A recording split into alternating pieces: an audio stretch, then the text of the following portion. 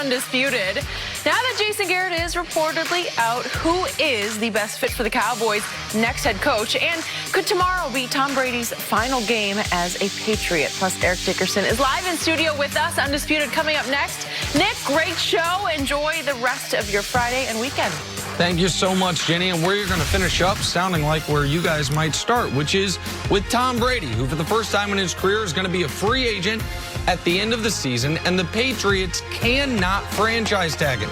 So if Saturday's game against the Titans ends in a loss, it could be TB12's final game as a Patriot. Brady was asked yesterday about the possibility of playing his final home game in New England this weekend. I'm not much for nostalgia, you know. I'm just pretty focused on what I need to do, and you know, it's this week's felt pretty much like every other week for the last 20 years. That's a really interesting little added comment by Tom Brady. I'm not much for nostalgia, not necessarily what your current employer or anyone would like to hear if they're going to rely on you taking some form of a hometown discount this summer. But Brian, I'm going to start with you.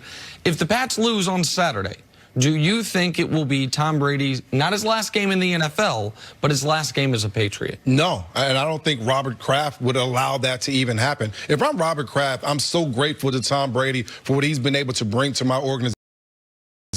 As long as he wants to wear that jersey, then I'm willing to allow him to stay and allow him to do his thing, even if it's up to the age of 45. Here's what you have to do on this team. You have a really good defense. Now, offensively, you have to find a way to retool so you can score at least 20, 21 points a game. If you can do that, then this Patriots offense can be just as good as they were the last couple years. Here's a stat.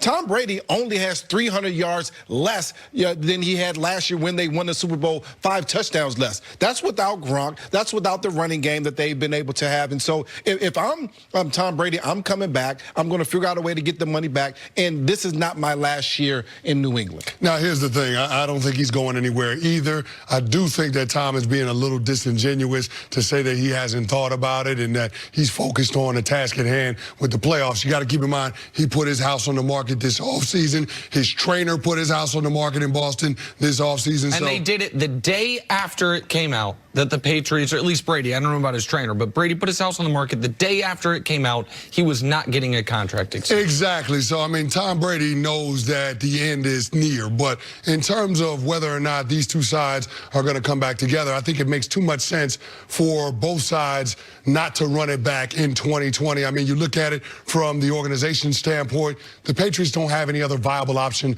at the quarterback position.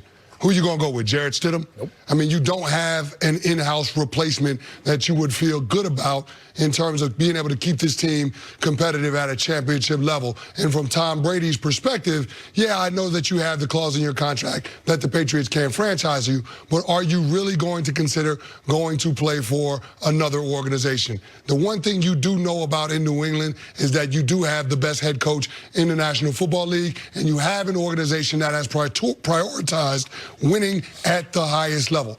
If you're Tom Brady, throughout your NFL career, all you've known is success. You've never had a losing season. You've never had a season at 500. You've only had one season where you did not have double-digit wins. So if you're Tom Brady, you understand in order to compete at the highest level and have sustained excellence, you have to have good people around you. And no doubt that the New England Patriots as an organization has that in place.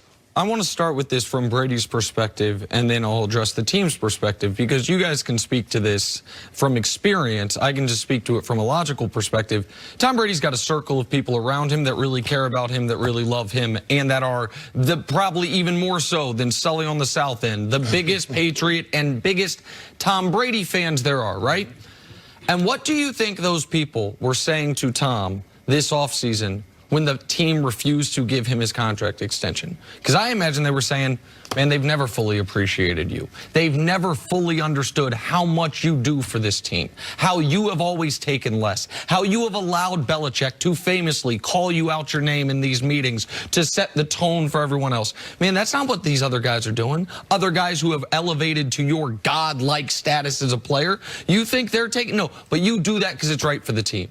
You take less because it's right for the team. You just delivered them their 6th Super Bowl. They tied for the Steelers now for the most in NFL history. The Steelers won 4 in the 70s. The Patriots had 0 in the year 2000. They have 6 since then, since you got here, and they still don't fully appreciate you.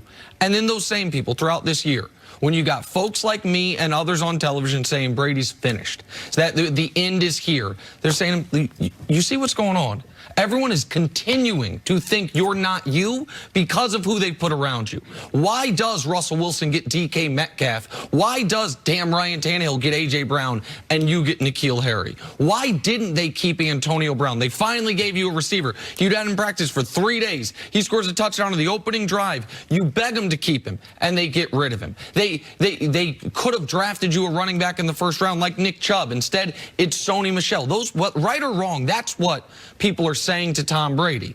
And I would imagine his wife, who reportedly has wanted him to retire for 3 or 4 years, is saying to him, Tommy, if we are leaving here, there's only one place we are going, where we already have a home, Los Angeles. And those people around him saying, that team in Los Angeles, the Chargers, that team that reportedly has not sold a single PSL yet for their new stadium, that has Mike Williams and Keenan Allen and Austin Eckler, even if Melvin Gordon's gone, and Hunter Henry and nice weather, and an opportunity for you to remind everyone you would be putting up Drew Brees' numbers if you had a Michael Thomas instead of a Jacoby Myers.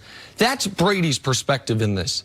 And the Patriots' perspective is one of, they didn't want to give him an extension this offseason when in the 3 previous years he had gone 28-3 Super Bowl comeback in 2016, league MVP at age 40 in 2017, and a come from behind road AFC Championship game win over league MVP Patrick Mahomes en route to Super Bowl number 6.